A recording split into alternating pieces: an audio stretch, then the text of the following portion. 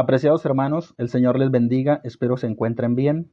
Bueno, estoy haciendo este video por dos razones. Uno, porque desafortunadamente no contamos con las grabaciones. La de la semana antepasada no lo pudimos grabar y la pasada la grabamos. Desafortunadamente no nos quedó, no la pudimos hallar. Ya nos informaron cuál fue la razón, pero realmente no contamos con ella.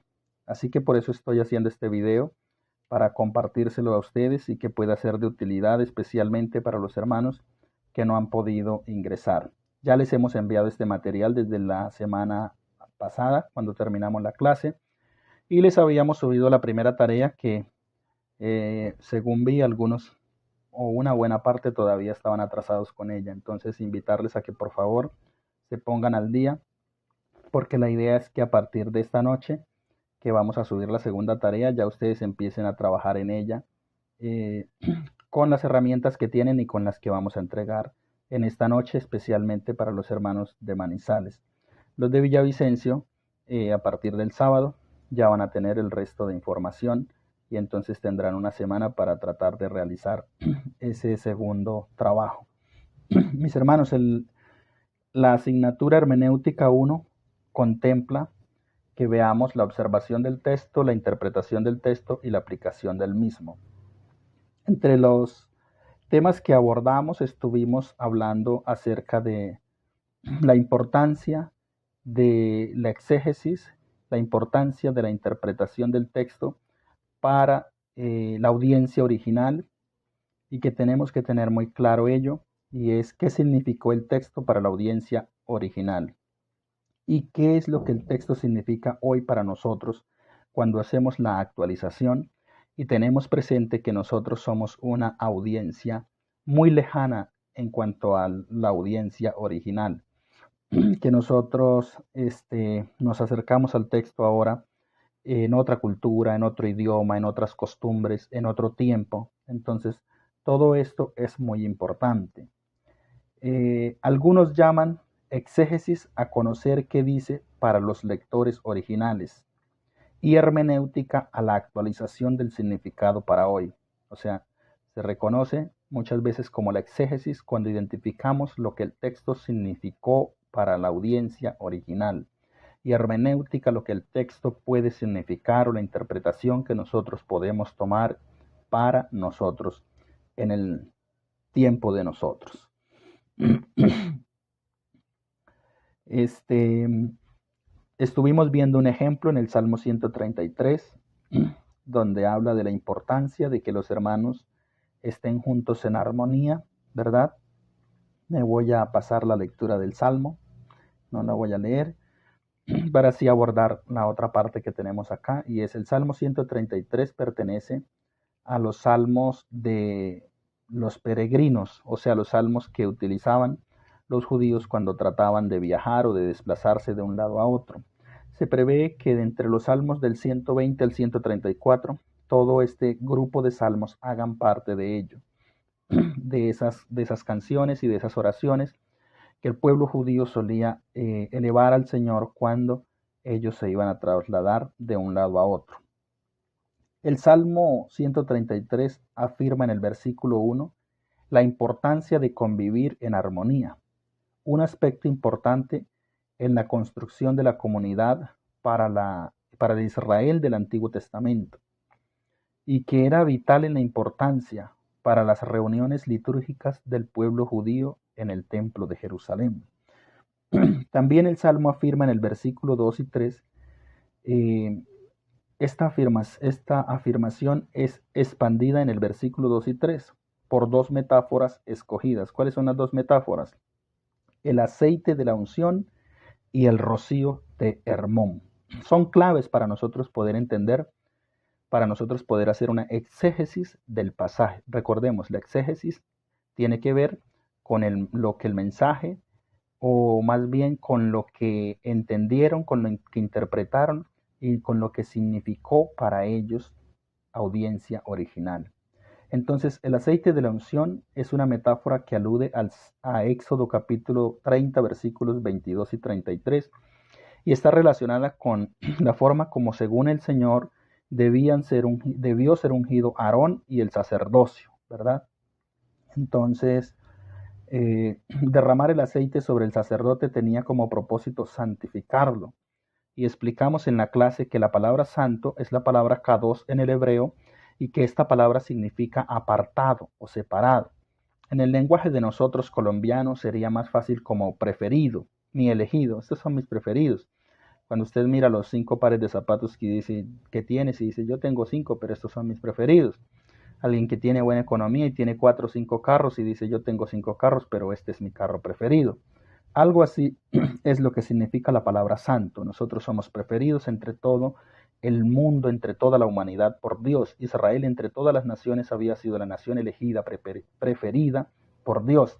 Pero la palabra llamada en el idioma hebreo es la palabra kadosh. Y en el lenguaje bíblico, entonces, al transliterarla a nuestro idioma, se conoce como la palabra santo. Entonces, ¿para qué Israel, para qué el sacerdote era apartado? Para el servicio exclusivo al Señor. El texto original de Éxodo habla de una unción, de una santidad, de un apartamiento, de ser apartado para el servicio al Señor. Entonces, para el escritor del Salmo 133, estar reunidos en armonía es comparable al proceso de unción o de santificación. Es comparable con apartar, con la forma como Dios prefirió, quiso, exigió que Aarón fuera apartado para él. Entonces, cuando el pueblo del Señor se reúne y está en la presencia del Señor, están unidos, el pueblo debe estar en un estado de apartado, de santificado, de consagrado para el Señor. Ser comunidad santificada al servicio del Señor en el templo. Eso era lo que significaba el estar entonces allí reunidos y que fuese como el buen óleo que descendía sobre la barba de Aarón. Luego el versículo 133 nos habla del monte de Hermón. Y el monte Hermón significa monte de la dedicación. Esta palabra está relacionada con el verbo hebreo haram, el cual describe todo aquello que ha sido dedicado al Señor. Cualquier cosa, un animal, un campo, etcétera, que fuera dedicado al Señor era de su propiedad exclusiva y no podía ser rescatada. Era algo santísimo para Dios, algo que le ofrecían o que le dedicaban. Para él se convertía en algo preferido, si hablamos del idioma de nosotros, en algo santo, en algo especial, en algo apartado. Y según Levíticos capítulo 27, versículo 28, no se podía. Algo que había sido consagrado al Señor no se podía rescatar. Sí o sí era pertenencia de Dios. Entonces, mis hermanos, la reunión armoniosa de los santos es como el rocío de Hermón. Es una ofrenda de dedicación al Señor, de su propiedad. Entonces, las dos metáforas del Salmo definen cómo debe ser la reunión de los hermanos. Debe ser santa, comparada con la unción de Aarón, y debe ser como el rocío de Hermón, dedicada al Señor. Entonces, solamente cuando la idea de las dos metáforas se cumple, es cuando el Señor envía bendición y vida eterna. Cuando los hermanos están reunidos en una actitud santa, o sea, apartados para Dios y dedicados al Señor, porque a veces los hermanos se reúnen para otra cosa, a veces los hermanos no están dedicados al Señor en la reunión. Entonces el salmista está diciendo que solo cuando el pueblo está en un estado de santidad, apartado para Dios y dedicado para Dios, entonces allí el Señor envía la bendición y envía la vida eterna. De allí la importancia de nosotros podernos acercar a los textos y observar y bueno, tener algunas herramientas de interpretación que nos puedan servir. Luego, perdón hermanos, tenemos, eh, bueno, no tengo la página, pero ustedes podrán mirar en la parte donde dice estudio y exposición bíblico, dos actores, iluminación, lector, autor divino.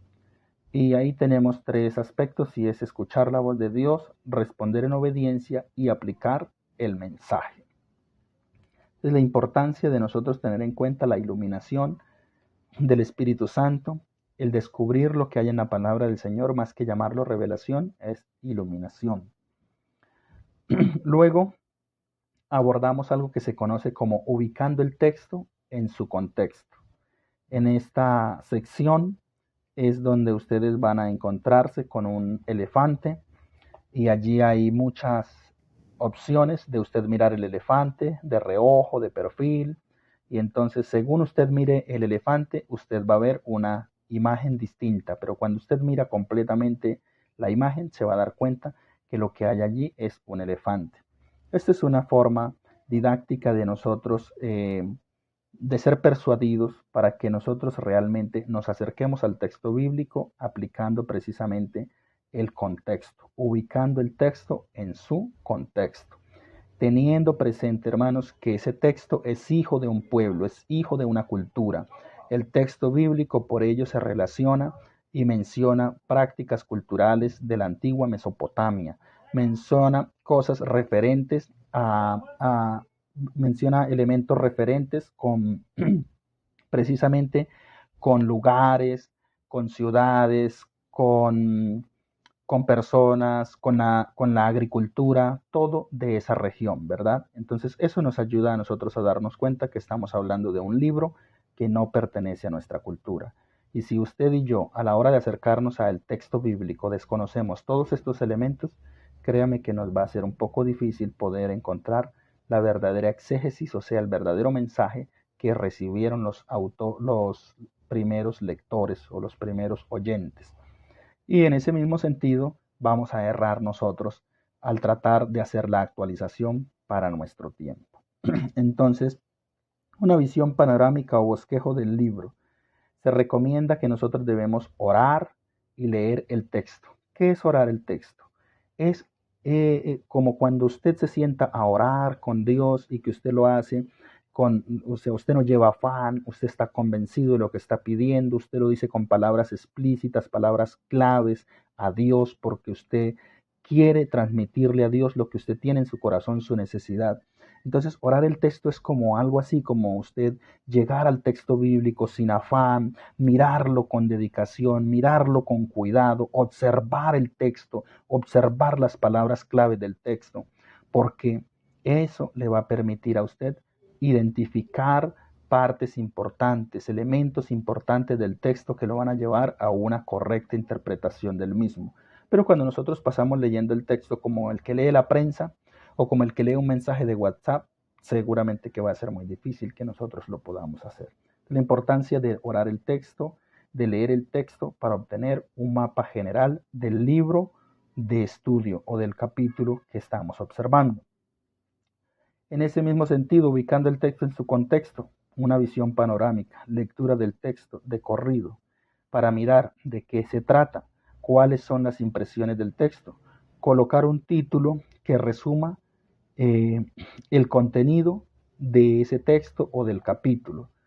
Y en ese sentido, nosotros, cuando hacemos esta parte, vamos a encontrar o a observar elementos importantes como escenarios, como personajes, como ideas, situaciones, repeticiones, énfasis, y todo ello es muy útil para usted poder interpretar el texto, observar el texto, perdón. O sea, estamos en la parte de la observación. He mencionado mucho la palabra interpretar, pero precisamente para nosotros interpretar necesitamos hacer esa buena observación. Y en esta sección estamos en la observación. O sea que entonces tienes que observar, ¿verdad? ¿De qué trata el texto? ¿De qué habla el texto? Observar qué personajes hay, observar qué ideas, qué situaciones, qué peticiones, qué énfasis hay. ¿Se repiten algunas cosas? ¿No se repiten? ¿De qué manera el texto está presentado?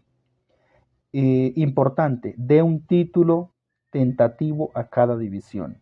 Lea nuevamente e identifique las subdivisiones de cada gran sección. Enseguida vamos a tener un ejemplo acá de ello y está relacionado con el libro de Jonás. Entonces, mis hermanos, un bosquejo de Jonás. Y tenemos Jonás 1:16. Lo podemos nosotros definir como comisión y huida de Jonás. Antes de ello, olvidé mencionarles la visión panorámica de Jonás o un título que resume el contenido de Jonás. Y el título que resume el contenido de Jonás es un profeta rebelde que no está convencido de la gracia y amor de Dios hacia los demás pueblos, entre paréntesis, los pueblos enemigos. Eso es lo que nosotros podemos resumir a la hora de hablar del libro de Jonás. Un profeta rebelde, lo fue Jonás, que no está convencido de la gracia y amor de Dios hacia los demás pueblos. Jonás no estaba convencido de ello, y especialmente si eran los pueblos enemigos. Entonces la forma como bosquejamos a Jonás para poderlo observar es del versículo 1 al 16 del capítulo 1, comisión y huida de Jonás. Versículos 1 y 2, ve a Nínive. Eso es lo que encontramos, una orden de ir a Nínive. 3 al 6, huida y gran tempestad. Jonás huye, pero en el camino hay una tempestad. Versos 7 al 12, culpable identificado. Claro, identifican el culpable. Y el verso 13 al 16, la tempestad es calmada después de que el culpable fue identificado y fue lanzado al mar. La segunda gran división la tenemos del versículo 17 del capítulo 1 al versículo 10 del capítulo 2 y se conoce como rescate y liberación de Jonás, así la hemos llamado. Y lo que tenemos es versículo 17, tragado por el gran pez. Versículos 1 al 9 del capítulo 2, oración desde el pez, Jonás oró al Señor. Y luego tenemos el versículo 10 del capítulo 2 que habla de la liberación en tierra firme por parte del pez para Jonás. Ustedes tienen todo este material allá con ustedes. La tercera gran división es del capítulo 3 de Jonás, versículo 1 al 10. Comisión y obediencia de Jonás. Nuevamente Dios lo comisiona, versículos 1 y 2, un nuevo llamado. 3 y 4, predicación a Nínive. 5 al 9, arrepentimiento de Nínive. Versículo 10, perdón en Nínive. Recordemos que Dios decide perdonar a Nínive.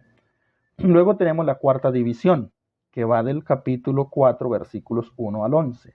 Y allí dice, ira de Jonás y respuesta divina. Así es como hemos denominado esta cuarta gran división. Capítulo 4, versículo 1 al 11, o ira de Jonás y respuesta divina, o sea, respuesta de Dios. Versículos 1 al 4 del capítulo 4, el Señor no destruye a Nínive. Versículos 5 al 10, la planta destruida. Si usted ha leído Jonás, va a darse cuenta que hubo una planta destruida y todo giró en torno a ella. Y versículo 11, Dios pregunta a Jonás. Claro, Dios interroga al final a Jonás. Tras este ejemplo que les he compartido así, de carrerita, a los que estuvieron en clase yo les dejé la tarea de hacer el ejercicio con Filemón, con el libro de Filemón. ¿Cuántas divisiones podríamos sacar de Filemón? ¿De qué trata Filemón? ¿Cuáles son las impresiones del texto? Colocar un título que resuma su contenido, señale las divisiones principales del libro, observar los cambios de escenario, personajes, ideas, situaciones, repeticiones, énfasis, dar un título tentativo a cada división, lea nuevamente e indique las subdivisiones de cada gran sección, evidencie las secciones del libro mediante un bosquejo, un mapa conceptual, un mapa mental o un gráfico y anote las preguntas generales que le hayan surgido. Esperamos que ustedes hayan podido realizar esto, mis hermanos, los que estuvieron en la clase especialmente, que se hayan reunido, como les sugerí, en grupos de 2 o 3 personas y hayan podido adelantar esta parte. Contexto literario.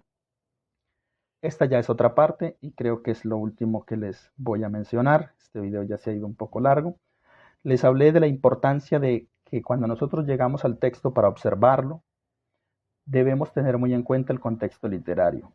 Y este mundo involucra 2 áreas, el género literario, contexto inmediato, ubicación del texto en su medio literario e inmediato, y géneros y formas literarias, es lo otro que contiene, géneros y formas literarias.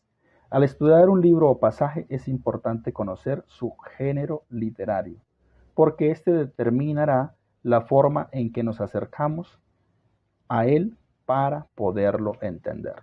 Es muy distinto si usted se acerca a un género narrativo, si usted se acerca a un género profético. Si usted observa de manera cuidadosa se va a dar cuenta. Uno es una narrativa, nos están contando una historia. Si usted se acerca a un género profético, nos están hablando de una profecía, de un anuncio que Dios hizo y que tuvo un cumplimiento o que tendrá un cumplimiento. Entonces, los géneros narrativos, los géneros literarios, Normalmente encontramos el narrativo histórico, el narrativo biográfico, el poético, sapiencial, el apocalíptico, epistolar o carta profética, entre otros. En la clase presencial que tengamos vamos a tratar de mirarlos de forma bien específica. Sin embargo, con los de Manizales esta noche sí trataremos de mirarlos y de tal manera que le puedan ser útiles a ustedes para la observación del texto. Algunas otras formas literarias son, por ejemplo, la parábola, el discurso, la genealogía, la historia de milagros, los himnos, las fórmulas litúrgicas, la bendición, la doxología. Y todas estas cosas terminan siendo muy importantes a la hora de usted acercarse al texto para pretender interpretarlo. O sea, usted necesita observar todos estos elementos en el texto. El contexto inmediato. ¿Qué es el contexto inmediato? Las escrituras no son una colcha de retazos. Cada pasaje es parte de la totalidad integral del libro donde se encuentra. No podemos caer en eso de leer un versículo y salir a buscar por allá en otra parte el contexto. Sí, hay veces que hay un pasaje que tiene su contexto en otra parte, ¿verdad? Por ejemplo, la negación de Pedro es un pasaje que lo encontramos en todos los evangelios sinópticos. Sin embargo, es Juan en el capítulo 21 el único que presenta un contexto de lo que sucedió, una respuesta a lo que sucedió, porque Jesús va y busca a Pedro y va y soluciona el impasse que se había presentado la noche de la crucifixión, la noche del arresto de Jesús, ¿verdad? Del juicio de Jesús. Entonces, sí es importante buscar el contexto a veces así, pero el cuidado que debemos de tener es ver el contexto anterior, el contexto posterior, algo que también se conoce como el contexto literario del pasaje, ¿verdad? De qué viene hablando, de qué está hablando, porque muchas veces nosotros torcemos el pasaje. Un ejemplo otro que puedo mencionarles sin la cita, porque se me viene ahora a mi cabeza. Así como conociste al Señor, quédate así en el estado en el que lo conociste, ¿verdad?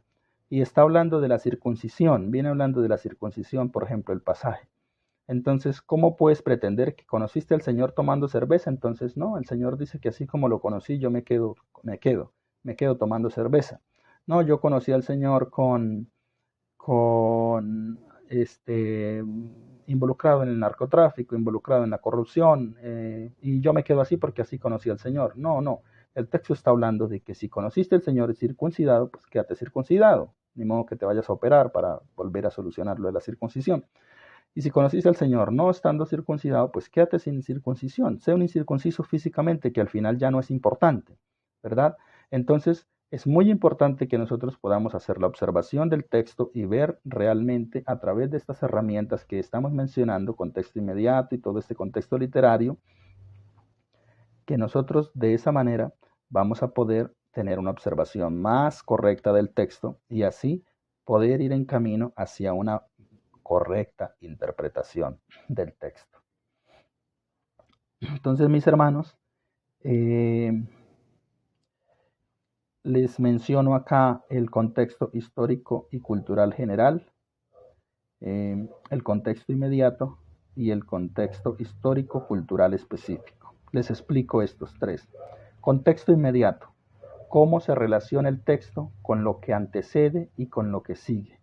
¿Cuál es el papel en el desarrollo del libro? O sea, ¿cuál es el papel del texto? ¿Verdad? Entonces, nosotros llegamos a la letra mata y el espíritu vivifica. Y simplemente nos quedamos con eso y sacamos una conclusión. No, el contexto inmediato me muestra algo, pero el contexto histórico, cultural y general me va a permitir darme cuenta de qué es que viene hablando el apóstol Pablo, ¿cierto? ¿Quién era el autor? ¿Cuándo escribió? Ese es el contexto histórico y cultural general. ¿Dónde? ¿Cuáles eran las circunstancias sociopolíticas, culturales, económicas, religiosas del autor y de sus autores? ¿Cuál fue la causa o la ocasión del autor? Entonces, Pablo dice, hombre, si estamos locos, pues, la letra mata y el espíritu vivifica. Y él viene hablando de los dos pactos, del pacto de la ley y del pacto de la gracia. Él no está diciendo que la educación mate, él está diciendo es que el pacto de la ley que fue escrito con letra mata. Pero el Espíritu, el pacto que incluye la venida del Espíritu Santo a morar en el corazón del creyente, ese es el pacto que da vida. Eso es lo que Pablo está diciendo. Pablo no está hablando en ningún momento de que ir a la universidad mate, no, en absoluto. Pero producto de desconocer el contexto inmediato y el contexto histórico y cultural general, pues nosotros caemos en esos errores. Si estamos locos, lo estamos por el Señor. Entonces yo me voy a un parque y empiezo a hacer escándalo. Y cuando alguien me diga loco, yo digo, no, pues lo que dijo Pablo, si estoy loco por el Señor. No, estoy desconociendo el contexto histórico, el contexto inmediato, el contexto general, el contexto específico. Hermano, Pablo dijo eso porque estaba rodeado de los epicúreos, de los estoicos, de los filósofos griegos, ¿verdad? Que lo habían llevado al Areópago, allí les había predicado, y ellos se creían las personas más intelectuales del mundo, los griegos se creían los más extraordinarios, eran los filósofos de la época. Entonces, que otra persona viniera con una filosofía, con un mensaje, con un parlamento tan extraordinario como el de Pablo, a ellos les llamó demasiado la atención. Lo escucharon, pero al final no podían, el ego de ellos no podía dejarse vencer por el parlamento de Pablo. Y al final dicen, no, pues es que la verdad es que la única filosofía, el único mensaje que debe ser aceptado es el de nosotros. Y si alguien viene con otro mensaje distinto, pues eso es una locura. Y por eso es que Pablo va a decir, hombre, pues si yo estoy loco, lo estoy por causa del Señor, ¿verdad? Porque los filósofos griegos no aceptaban cualquier otro mensaje, cualquier otra teoría, cualquier otra premisa. Y en este caso, la de Pablo, para ellos era una locura, puesto de que no dependía o no provenía de ellos. Entonces, todos estos elementos culturales, cómo, cuándo, dónde, circunstancias sociopolíticas, culturales, religiosas, todo esto nosotros lo debemos observar, mis amados hermanos, para poder llegar al texto bíblico y de verdad tener una interpretación del mismo. Bien, entonces también les habíamos dejado una tarea y era que Jonás 1:16 lo pudieran revisar, estudio de una sección del texto, bosquejo de Jonás, comisión y huida, entonces para que hubiesen visto lo que era ve a Nínive, huida y gran tempestad, eh, culpable identificado y la tempestad calmada. Este, no, el ejercicio taller que les habíamos dejado es precisamente, sí es el mismo, versículo 1 al 16, realizar las preguntas amigas. Y las preguntas amigas eran qué, quién, por qué y cuándo. Ahí están también en el material. Entonces, mis hermanos, a grosso modo, eso fue lo que estuvimos nosotros viendo en las dos clases anteriores. Quiero dejarles este video. Usted lo puede repasar, lo puede mirar una y otra vez y hay algunas herramientas que algunas orientaciones que le van a servir. Además, usted tiene ahí el material. El Señor me los bendiga. Tengan siempre presentes que estamos acá con toda la disposición de apoyarles a ustedes en este proceso y recuerden lo que les he recomendado frente a situaciones como las que hemos enfrentado de no tener la posibilidad de ver la clase temprano. Y es, mis hermanos, ante las dificultades nos concentramos en las soluciones, nos concentramos en cómo sacar esto adelante. No nos concentramos en las dificultades, no. Nosotros nos concentramos en las soluciones, nos concentramos en las alternativas y en este caso nos concentramos en que sacamos esto adelante de la mano de Dios y con la disciplina y esfuerzo de cada uno de nosotros. El Señor me los bendiga y que tengan un resto de día lleno de paz, de bendición y guía del Señor para ustedes.